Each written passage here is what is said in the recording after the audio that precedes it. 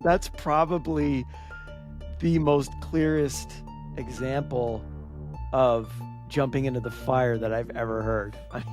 Tyrannical and dictator-esque leadership. Just do what I say because I said so. So did you leave there like ready to take on the world, or did you leave there angry and still in that victim mentality that you described?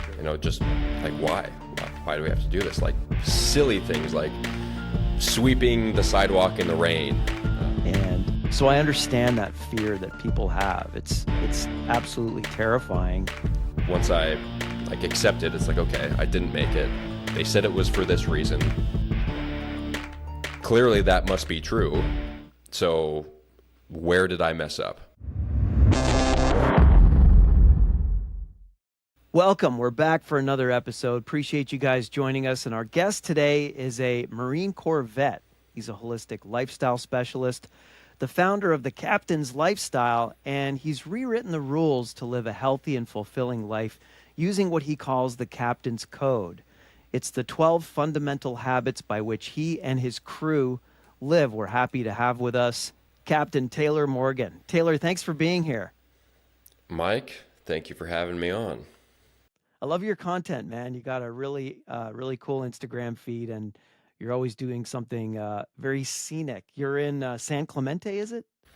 That's where I was this morning. Went surfing this morning, but I live in Laguna Beach, which is equally beautiful. I would say more beautiful. Laguna Beach is my favorite. Yeah. Is that where you're from originally? No, I'm from Northern California, a town called Lodi, which is not near the coast, a little inland. But yeah, growing up, I always loved the ocean. Funny, quick little story. I had a shirt as a kid from the brand Quicksilver, and it said on it, "Born of the Sea." And it was always my favorite shirt. And a couple months ago, I found out that my last name, Morgan, is actually Welsh for born of the sea. And yeah, always loved the ocean. And when I was in the Marine Corps, I would drive up to Laguna on the weekends, and I just always loved it here. And that was my dream, to one day live in Laguna Beach. And I was like, okay, this is like a 20-year dream because it's so expensive here. And I was able to manifest it and to make it happen like 15 years before I expected it. And I'm extremely blessed to live here. Yeah. Yeah. No, I envy the backgrounds when I look at the stuff on your feed, man. It's absolutely beautiful. So when you said you went up to Laguna Beach, were you at Camp Pendleton when you were in the Marines? Mm-hmm. Mm-hmm. Yeah. Yeah. So how long were you there? I was in for 4 years. I wasn't there the whole time. I went on deployments, but that's where I was stationed, in the northern side of Camp Pendleton. So like San Clemente. What was that like? What was the Marine Corps like? Yeah. What was the Marine Corps like? Not what I expected. That's for sure. It was a lot of wounded boys, wounded masculine in positions of power. So it was a lot of tyrannical and dictator-esque leadership. Just do what I say because I said so, because I'm in this position of power, even if that's like we're the same rank, but you went on a deployment and I haven't. You're automatically above me and you get to basically boss people around. And a lot of times there was, just commanding us to do things that had no meaning.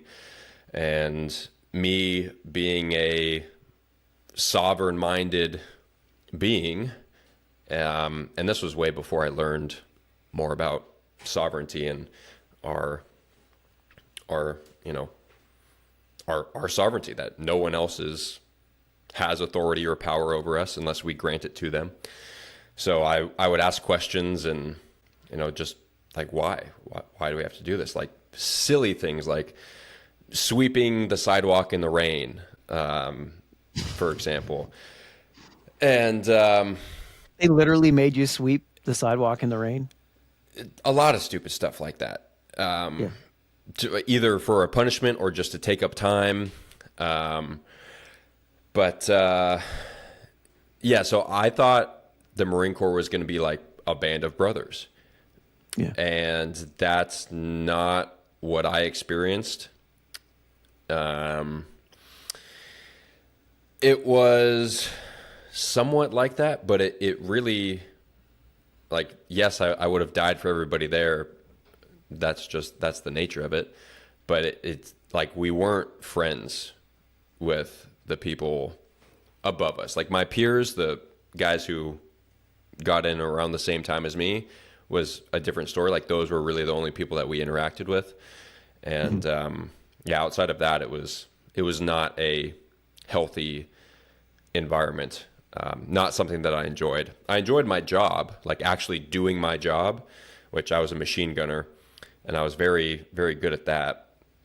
But outside of that, I was not enjoying life. I was very much in the victim mentality, and this was the time where I was most depressed, not actually like depressed, but just not satisfied with my life, super stressed out, having trouble sleeping, and just looking for every way possible that I could get out early or change units.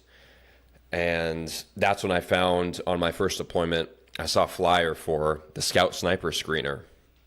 And I was like, perfect, this is my way out. And plus it's like, it was, you know, being a sniper, like that's freaking cool. Like that's what I want to do. And about 50 to 75 of us showed up on the first day at like some silly time, like 3 a.m. And as soon as it hit 3 a.m., like there was a bunch of people still running to get into formation. As soon as it hit 3 a.m., the instructors were like, nope, everybody who's not here already, you can just turn around and go back.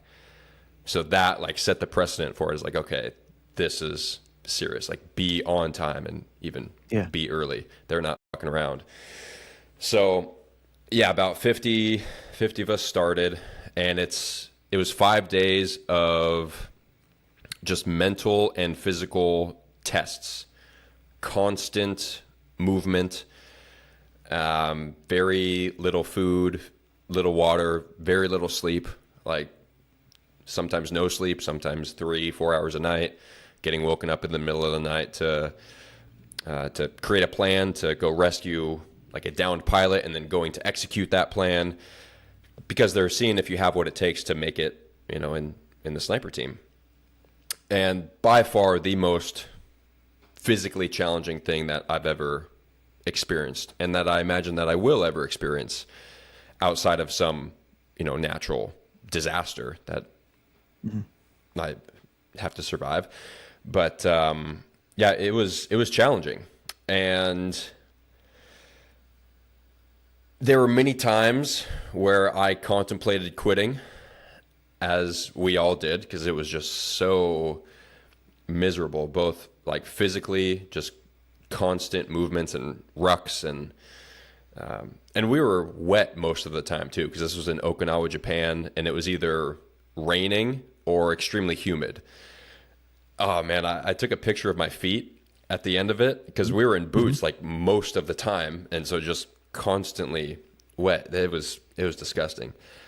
But yeah, so 11 of us made it to the final. Like 11 of us completed it. I was one of them, but I was the only one who did not get accepted into the sniper platoon, and this crushed me, because like this was my ticket out of the environments that I hated. Yeah.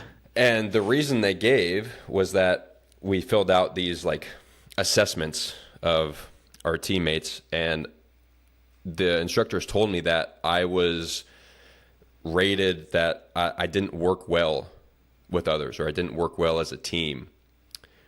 And I didn't think that at the time, because I was like, well, there was this time where one of the dudes passed out on one of our rucks, and I had to carry him. And like carried people's packs when they couldn't do it. But looking back, once I like accepted, it's like, okay, I didn't make it.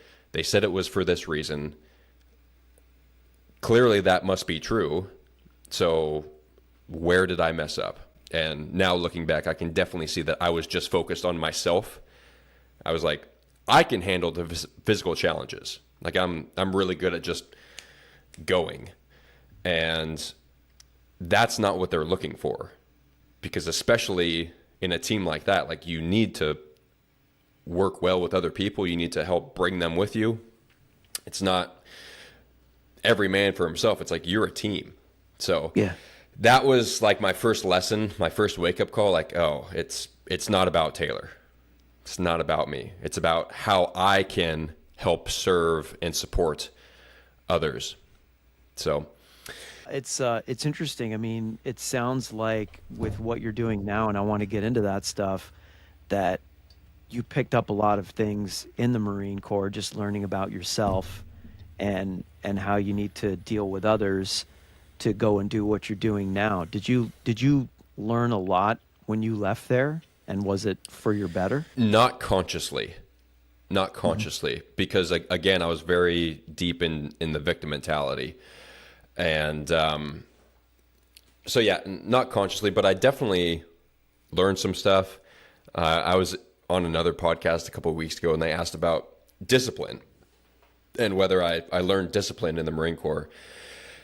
And my answer overall is no. Like certainly the Marine Corps helped instill more discipline, but because it's externally imposed discipline, then this is one of the reasons why when a lot of people get out of the military, they get fat and lazy, because now they don't have anybody telling them what to do and where to be. It's like you're on your own. So I already had that before joining the Marine Corps, because I was determined. It's like, okay, this is what I wanted to do. I was always very physically fit, and I thought that's what the Marine Corps was like, just a bunch of dudes who were on top of it, like super soldiers, basically. And that's not what I encountered. I was one of the most physically fit in my company.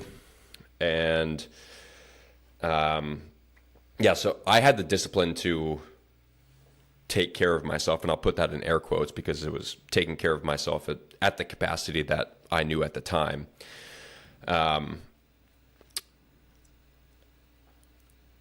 So yeah, it did help me learn discipline.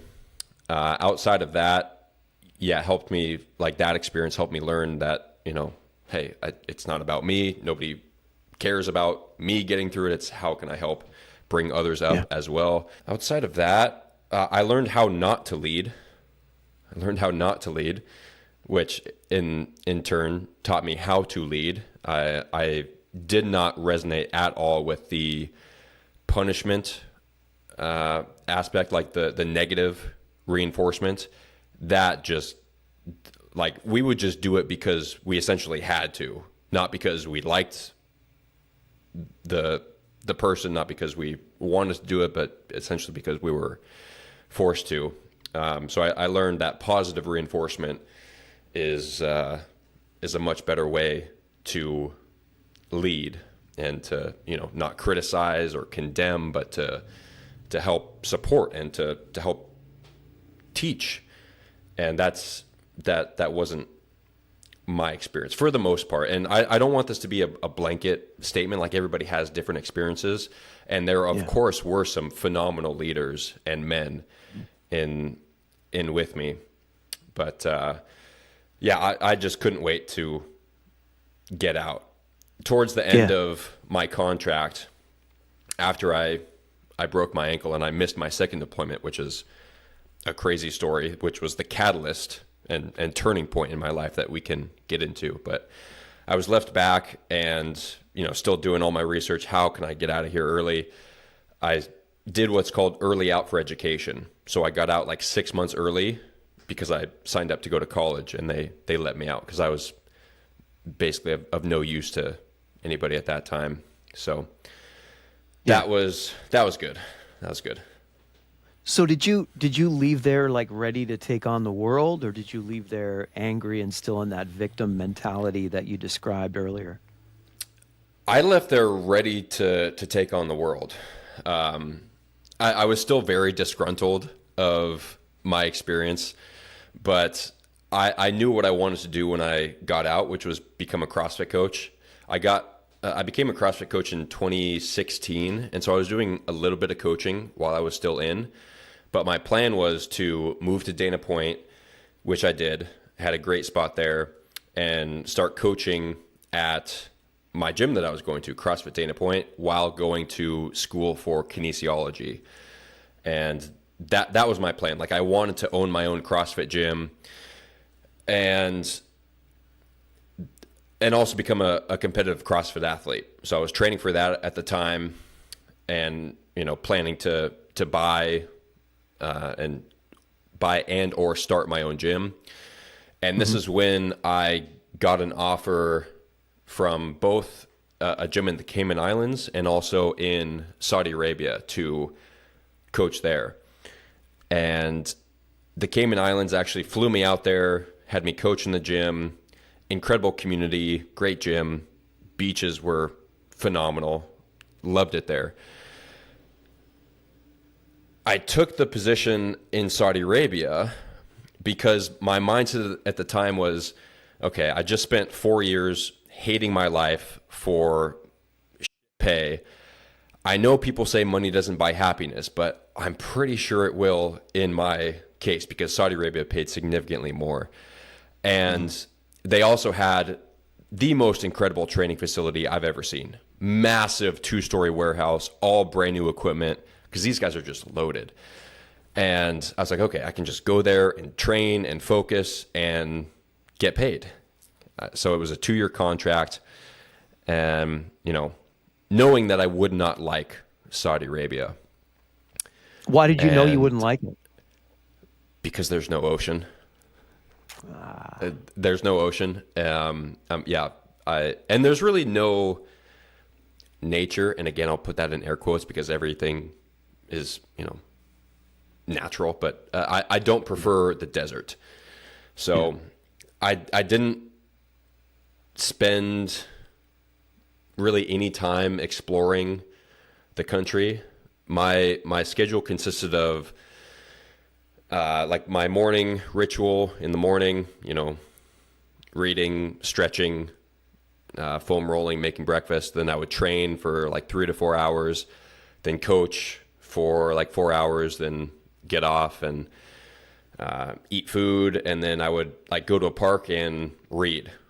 And this is like, once I saw that this is not what I wanted to do, I was like, okay, well, if I'm not going to keep coaching CrossFit, like what's next? And so I was reading The 7 Habits of Highly Effective People by Stephen Covey. And the first habit, first things first, talks about like creating what it is that you want, defining who you are, your mission, your vision, your values. And then I read his follow-up book, First Things First, which is a whole book on that first habit. And that's when I really structured my mission, my vision, and my values. And so that, in combination with also seeing that I wasn't making the impact in these people's lives that I wanted to, because they would ask me like, hey, I've been coming into the gym for so long, why am I not seeing the results? I would ask, how's your stress? How's your sleep? What's your diet like? Their answers would always be the same. It's like, I'm lucky if I get 6, maybe 7 hours. I'm stressed out for my relationships, my work, whatever. And my diet is pretty good. And I would explain to them like, look, you can't just come into the gym and expect that 1 hour to offset the other 23 hours of a bad lifestyle. It has to be all encompassing to get the results that you're looking for. So that's what I wanted to create. I wanted to create this all-encompassing lifestyle program that I was incorporating for myself, because I realized that fitness was not the only thing, because I was fit, but I wasn't fulfilled. I wasn't happy. I wasn't healthy. So that's when I got the idea to create the Captain's Lifestyle program. And been doing that ever since. Yeah, so I want to get into that. I know you put together what you call the captain's code, but I want to ask you a Yep. more philosophical question before we get into that, and that is, why do you feel humanity has lost its way?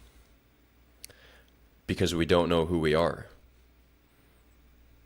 We don't know who we are. We have abdicated our personal responsibility. We have given other people power over us, power and authority. We think that other people know better than we do, and a lot of times they do. But when it comes to making decisions for ourselves and knowing like right from wrong, we fail to really understand or understand ourselves and who we are. We go through the motions. And I think the school system plays a big part in this. Is you know, graduate school, hopefully get a good job and work for somebody else making a fortune, and then you retire at 60 and then you can be happy. Well, that's not what anybody really wants. Like, if you really know yourself, you don't want to go sit in an office for most of your life under artificial lighting and like complain about your boss. And so I think why we're so lost is that we don't know who we are. We're just on autopilot. We don't ask ourselves these deep questions. And a lot of it's Why due do to you think fear. that is? Yeah, Fear. okay. You're gonna fear. Fear. Because You think laziness plays into that too? Complacency? certainly, but at the root of it is fear. Fear and fear and lying to yourself. Because if you recognize that you are not fulfilled with where you're at, that means that you need to make some big changes. And that is, it can be terrifying. Realizing that, okay, my entire life as I know it right now, I'm not satisfied with. Like, I'm clearly not living up to my potential. But I don't know what's next. So many people find themselves in this spot, and I was certainly there, like in the Marine Corps and then in Saudi Arabia. I was like, okay, I know this is not what I want. So what is it that I do want? And who am I? So, like I said, that can be scary. It's like looking out at sea and you're on this island. You know you're not happy on the island and you want to go somewhere else, but you look out and it's just open ocean. And that's scary, like to just set sail and like, okay, well, let's see what happens. So that's what the program does. Is it's like this bridge or this guide to take you from where you are now to where you want to be.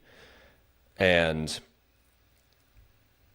going into the fear is the only way out. Going into the shadow, into the darkness, whatever it is that you're afraid of, that you don't want to admit to anyone else, let alone yourself, like that's why humanity is stuck. It's because we're failing to, one, ask, and then two, honestly answer these questions. Because honesty requires you to look at reality and honestly, like, be honest with yourself. Like, oh yeah, I'm 15 pounds overweight. And a lot of people can just accept that and they just settle for good enough. Like, my job pays the bills. My relationship is, it's okay. Like, there's no major problems. It's not great, but it's okay. Yeah. So that's why we're stuck, is we're settling for good enough and failing to actually understand ourselves and to go after what we want. Yeah. I resonate with your comment on fear because I remember the last 9 to 5 I had, the last office job where I worked at a place was a really long time ago, but I remember I was branching out on my own. I had started my own company and it was starting to move. And when I gave that notice, I didn't sleep for like 6 months because I was so terrified of, I had my wife and I had our first baby on the way. And so I understand that fear that people have. It's absolutely terrifying to jump into the abyss. Do you know what I mean? I do. So, yeah, my life has been just a series of challenges and even failures, and then learning from those failures, overcoming the challenges to continue leveling up in life. Because that's really the only way to get where you want to go, is to deliberately put yourself in uncomfortable and challenging situations, to face your fear, to learn from them, and then to grow and evolve. I'm comfortable being uncomfortable, like, because I understand, like, it's been proven to me over and over again that the scariest thing is the thing you need to do most.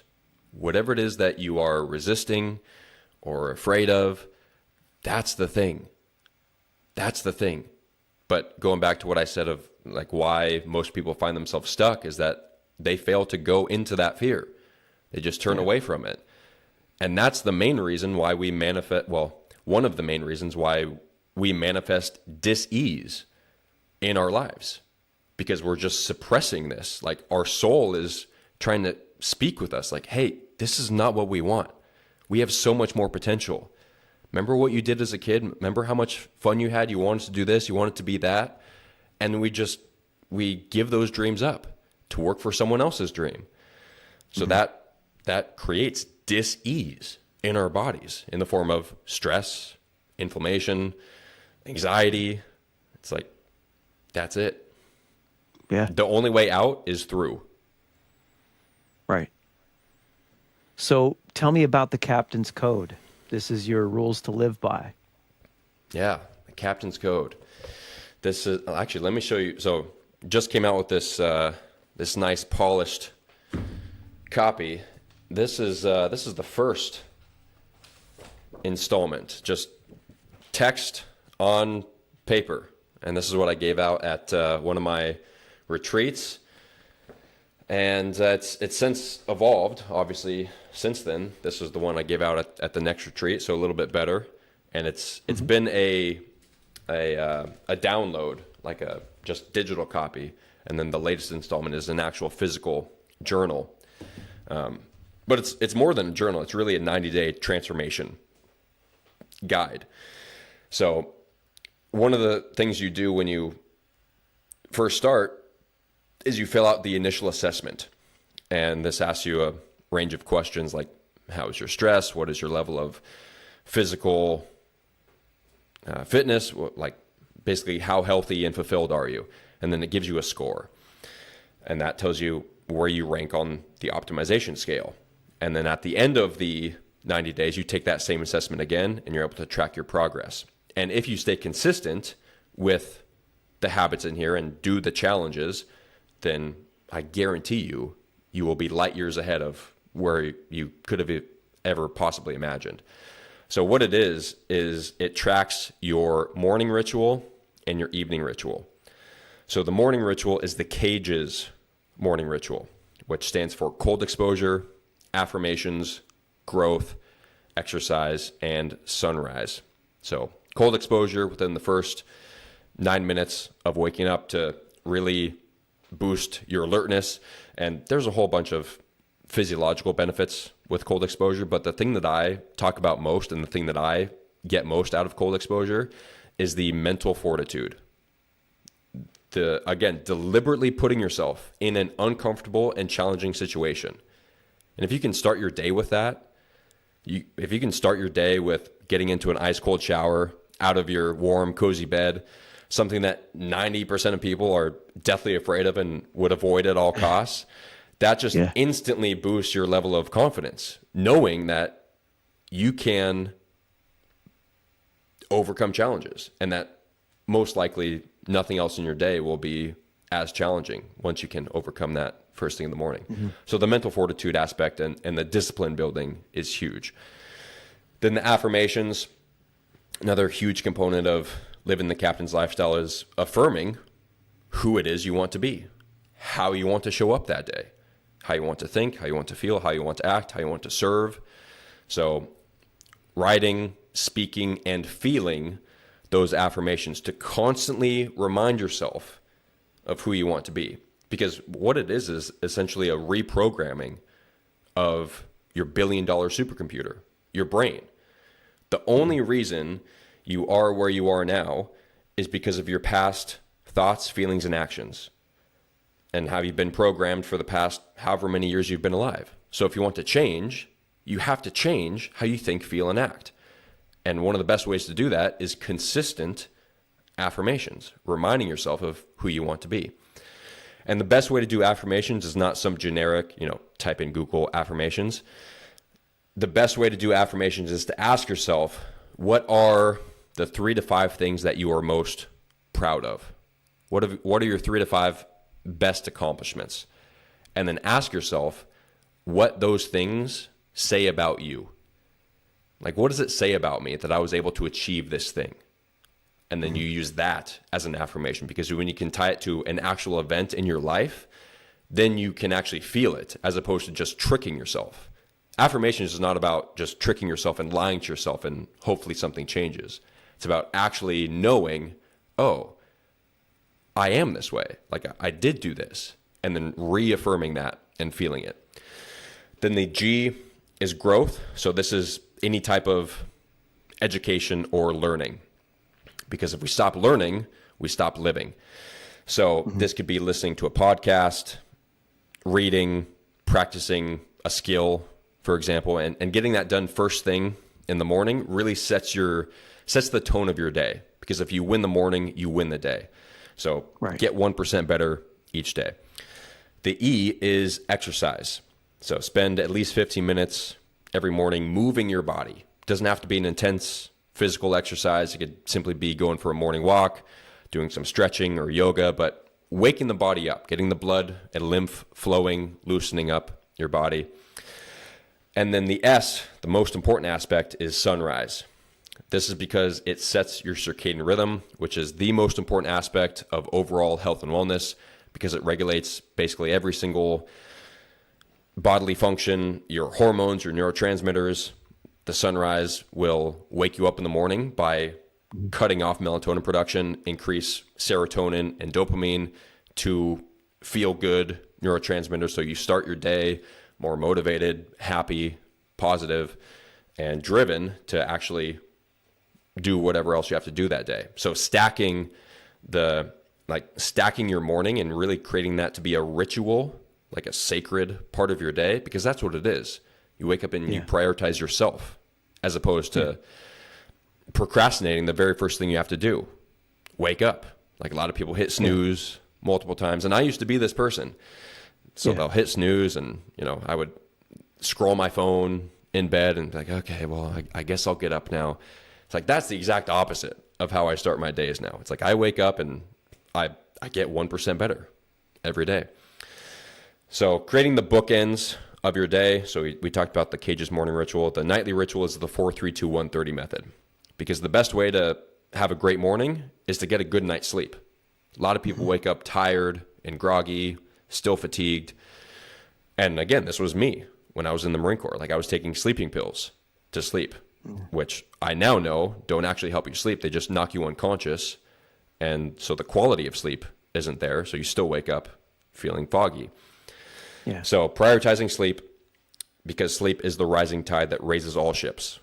Once you get better sleep, everything else in your life will improve, from your decision-making ability to weight loss, muscle gain, all of it. Mental capacity, obviously. So the 4 is 4 hours before bed, finish up all intense exercise.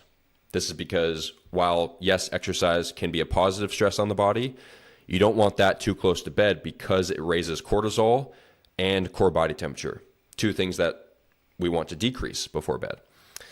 The 3 is finish up your last meal within 3 hours before bed, because similar to exercise, digesting a meal elevates your core body temperature and reduces the quality of your sleep, because we need our core body temperature to drop by 1 to 2 degrees to get optimal deep sleep. And then the 2 is limit light stimulation. So just like watching the sunrise wakes you up by destroying melatonin production, the same thing happens from artificial light, from our phones, our computers, overhead lights, whatever. So limit light stimulation by investing in some blue light blocking glasses. So these are daytime lenses that I wear when I'm looking at a screen. Mm-hmm. And then these are cool because you can just clip on the evening lenses. Oh, nice. Yeah, and there's like phone hacks that you can do to turn your phone screen red. There's computer softwares to get the, red lights. Yeah. That's one of the lowest hanging fruits, is optimizing your light environment. The 1 hour before bed is limit liquid intake, so you don't have to wake up to pee in the middle of the night and disrupt your sleep. And then also no technology. And this is the one that I struggle with most, being a content creator and a coach. Like, I'm on technology often. But if you can turn your phone screen red, that will save you a lot.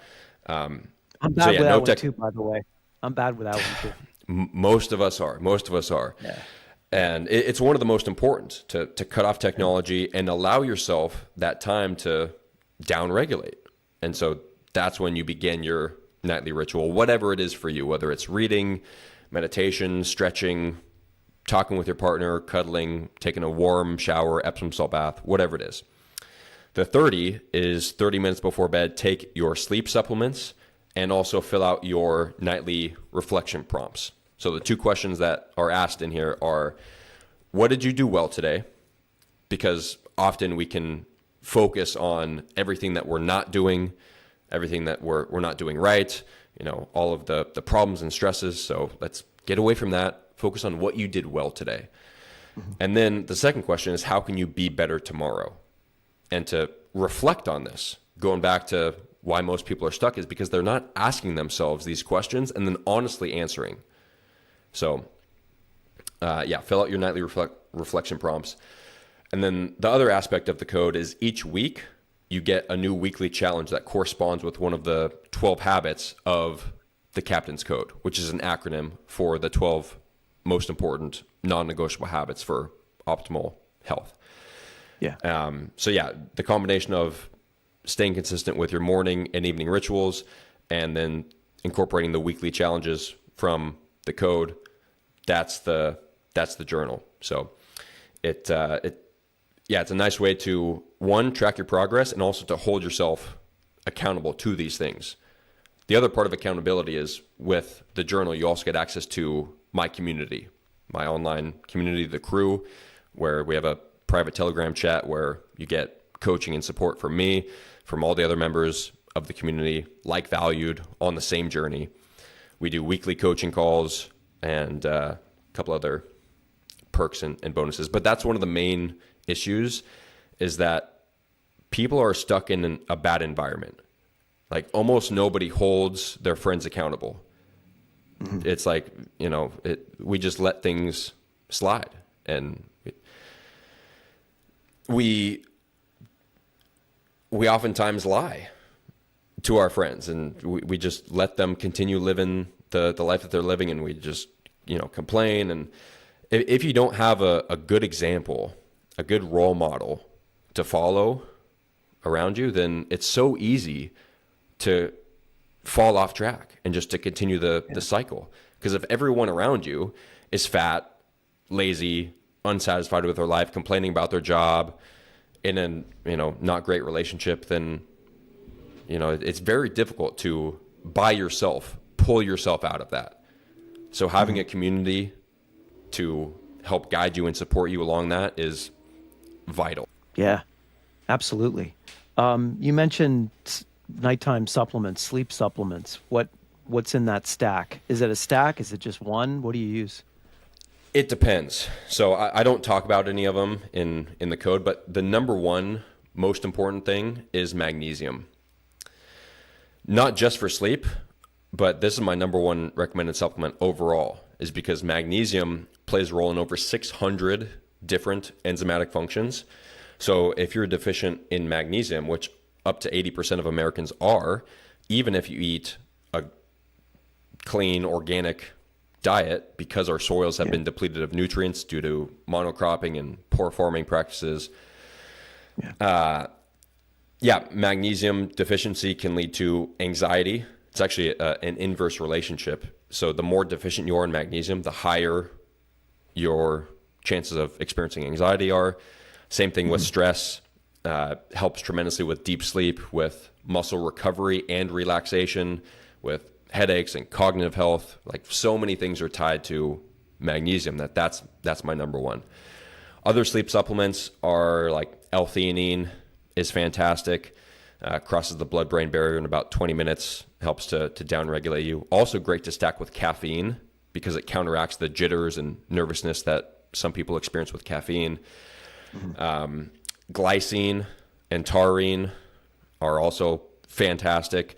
And there are supplements where you can get this all in a stack, like Sleep Breakthrough from Bioptimizers makes one of the best sleep supplements that combines magnesium, glycine, taurine, I think L-theanine, and then also like vitamin B6 and GABA as well, which is the inhibitory neurotransmitter. So helps you downregulate. So yeah, there's a lot of sleep supplements. I don't recommend people start with supplements. Like that's the last thing you should focus on.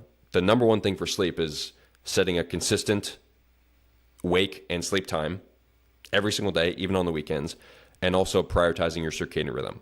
So watching the sunrise and eliminating light exposure at night, and following the Cage's morning ritual and the 4-3-2-1-30 method. That's why I designed it, to optimize circadian rhythm.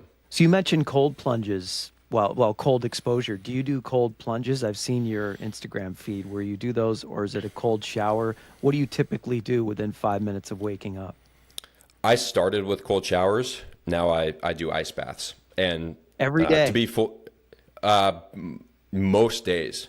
Yeah. Wow. And to be fully transparent, I don't always do it first thing in the morning. I recommend people do that. One, to build the discipline and to increase their alertness, but it doesn't have to be first thing in the morning, because I've, I know myself. I know my lifestyle. Now I've changed up my morning ritual a little bit. So now I'll ice bath at like 5:30.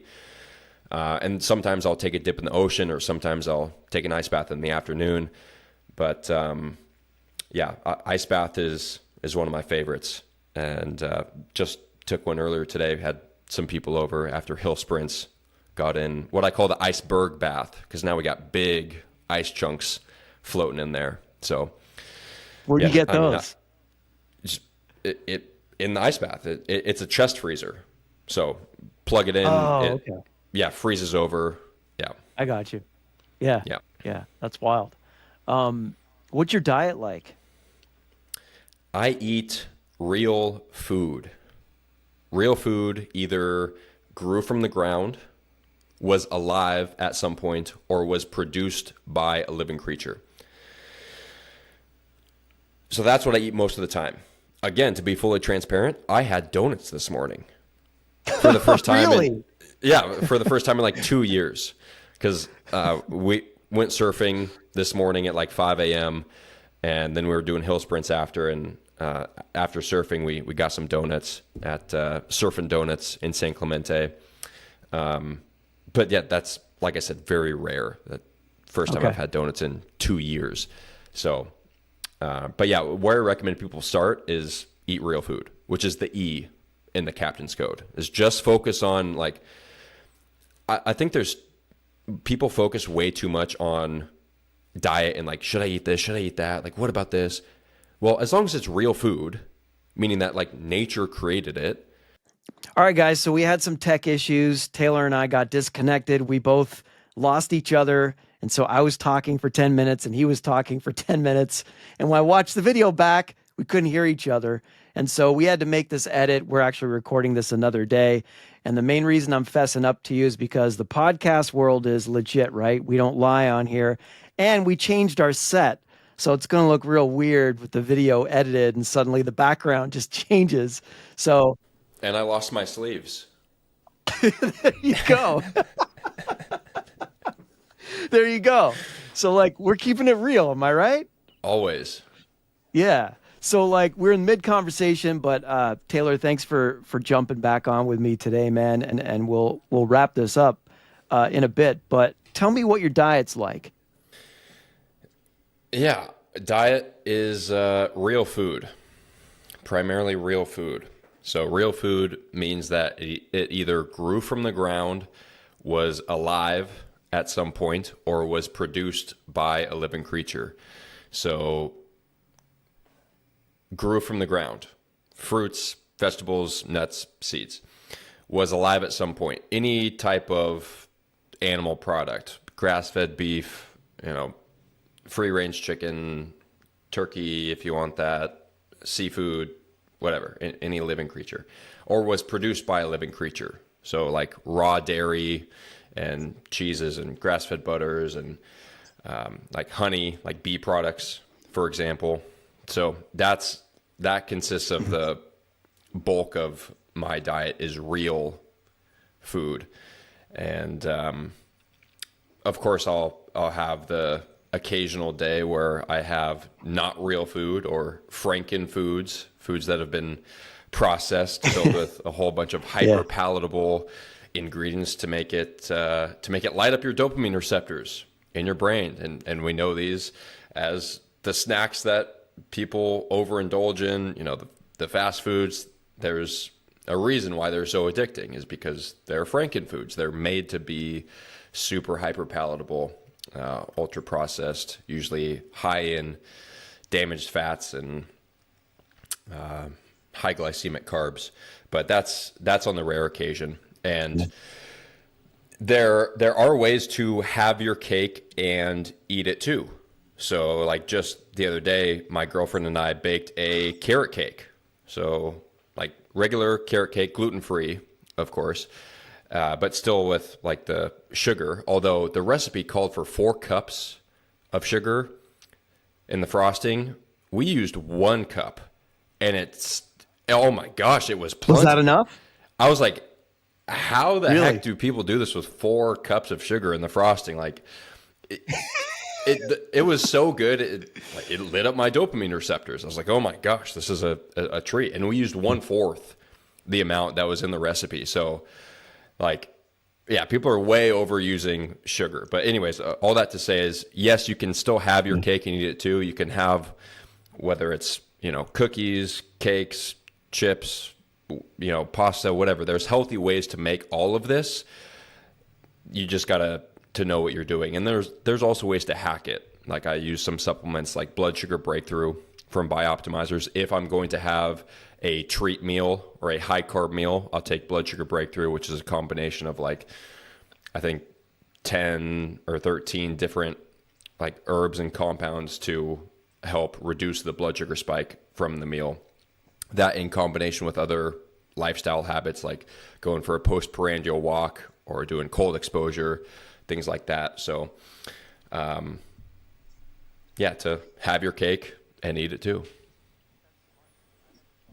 That's smart, man. I never thought about biohacking those moments where you break down, because I have my breakdown moments, man. Once I start with carbs, I can't stop. I'm pretty disciplined a lot of the time, but I got my moments like a lot of people. And for me, it's carbs. One thing that I tell people, so if you notice I use the word treat meal instead of cheat meal, because the word cheat, like, who are you cheating on?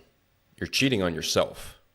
And that doesn't feel good. That's why after people eat a cheat meal, what follows? Typically feelings of grief or shame or guilt, not grief, shame or guilt. It's like, oh man, I just ate that whole bag of chips or that whole pint of ice cream, and we feel ashamed about it. Well, that's the last thing that we want. Like, that's actually worse for us, I would argue, than the actual food itself, is the feelings, the negative feelings associated with that. So instead of cheating on yourself, you can treat yourself occasionally by intentionally choosing to, okay, I'm going to consume this, whatever it is, intentionally. And like I said, there's ways to hack that with blood sugar breakthrough, with different lifestyle habits. Where was I going with that? What were we talking about?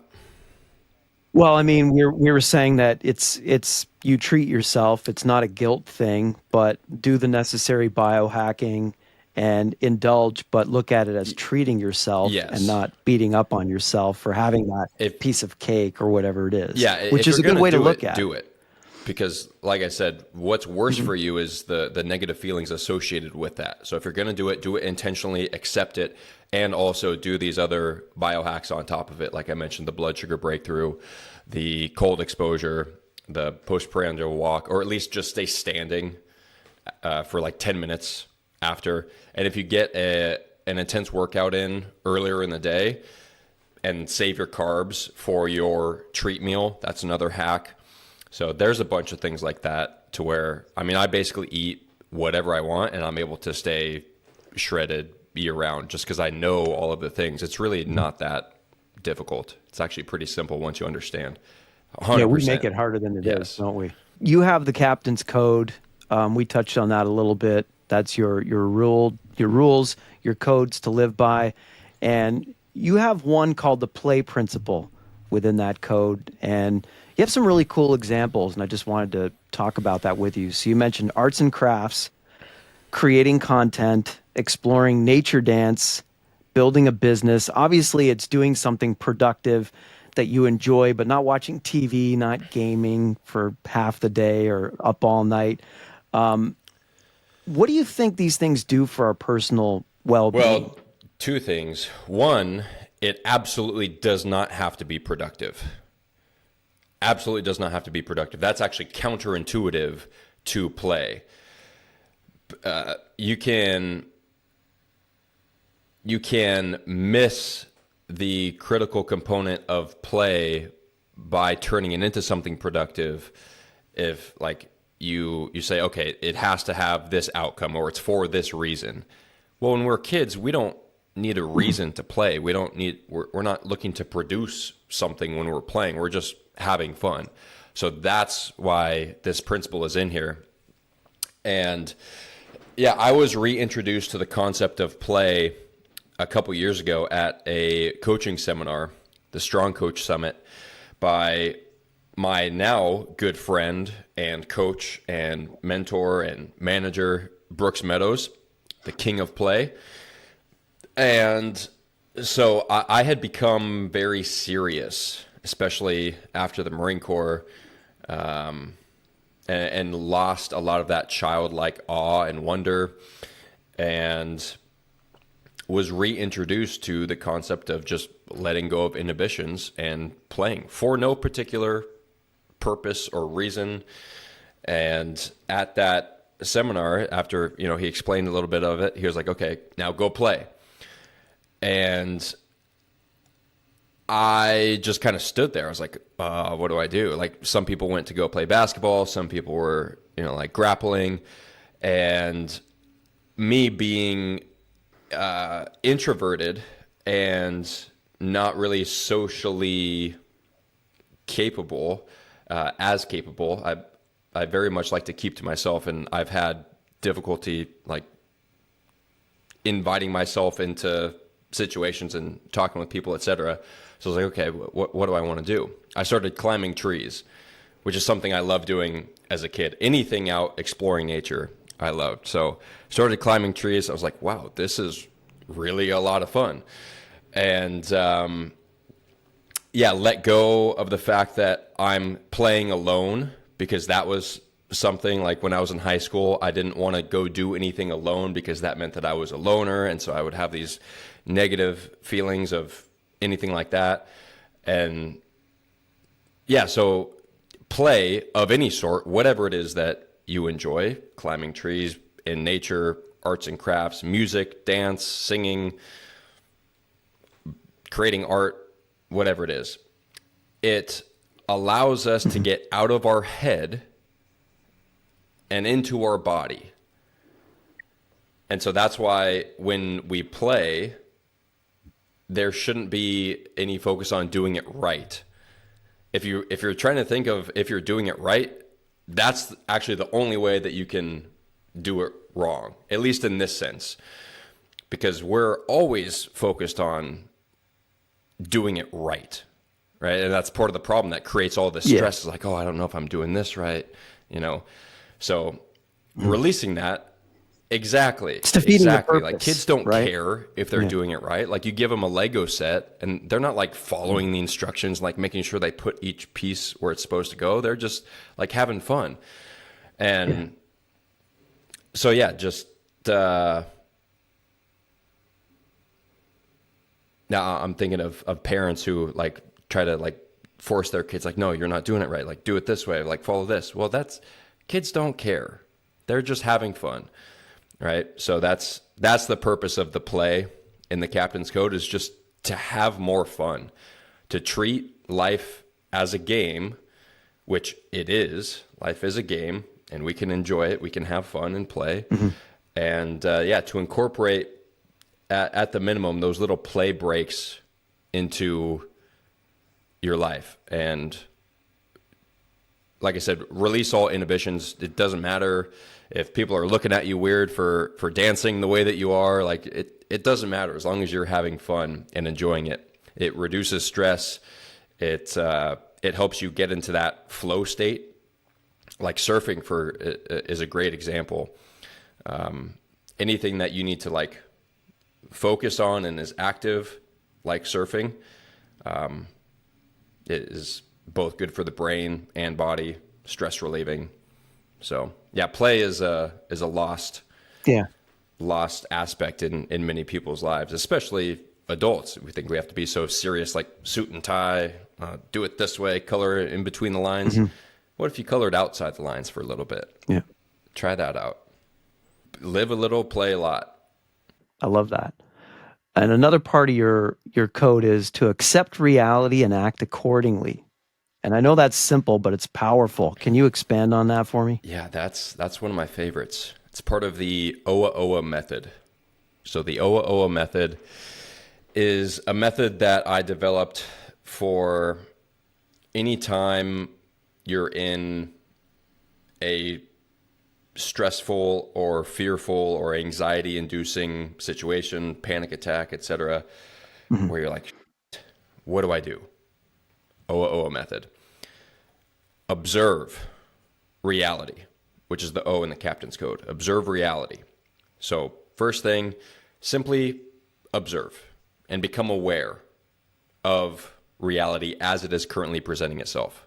So that's your thoughts, your feelings, your environment, your surroundings. Just observe everything. Take it all in. Become aware. The A is accept.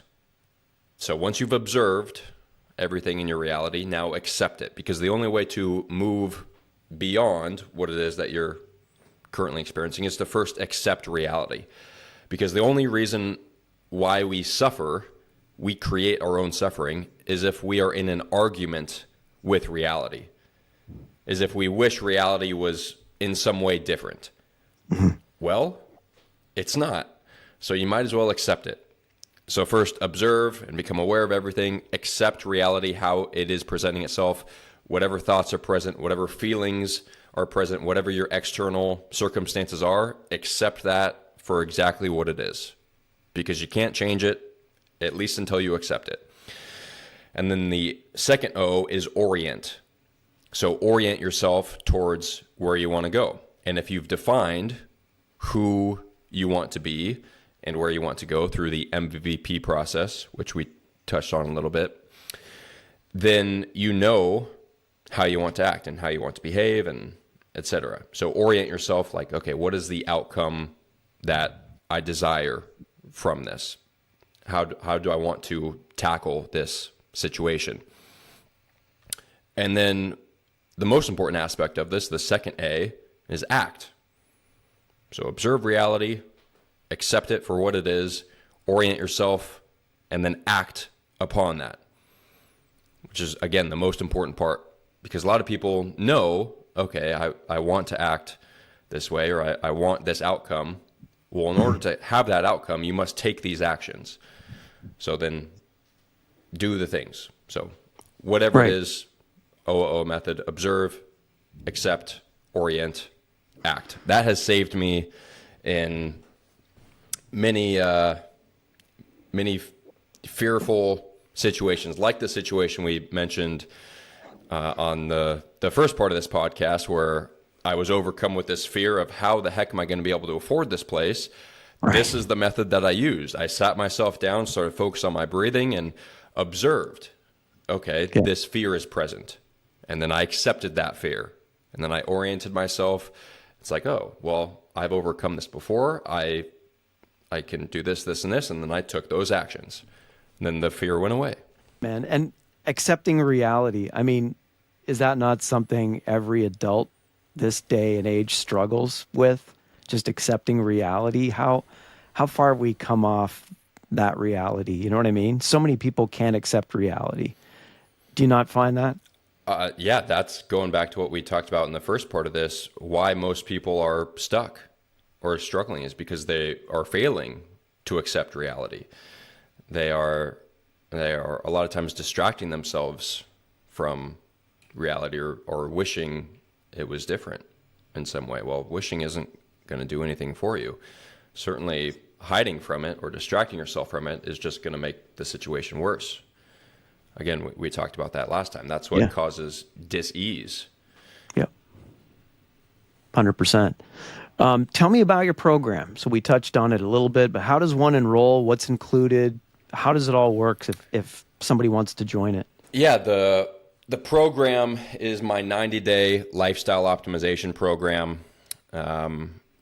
Covers all of the most important aspects of what it is to live a healthy, fulfilling life of true freedom. So, we cover all the different modules, starting with nature, the basic things like connecting back to nature, all the free ways to instantly revitalize your health. So getting sun exposure, grounding, breathing, movement, water quality, high quality food, connecting with your community, etc. Then we get into mindset. So understanding the principles of a growth mindset, using obstacles as opportunities, and basically reprogramming the mind virus that you've had that has gotten you into the position that you are now, which is the most important part. That's a lot of people's favorite module when we talk about mindset and language. How you speak to yourself matters. It's actually one of the most important things. Abracadabra. Most people think of magic when they hear abracadabra. Abracadabra is actually ancient Aramaic, and it's translated to mean, with my words, I create. So if you want to create a new reality for yourself, it starts with the words. Because when you think differently, when you think new thoughts, you're going to have new feelings. You're going to feel differently. When you feel differently, you're going to take new actions, and then those new actions are able to manifest the life that you want for yourself.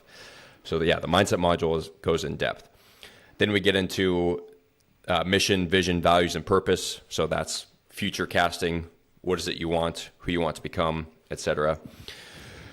And then we get into things like, obviously, nutrition and exercise and sleep is a big one. And then relationships and communication. And then biohacking and all the things. And it's over the course of 3 months.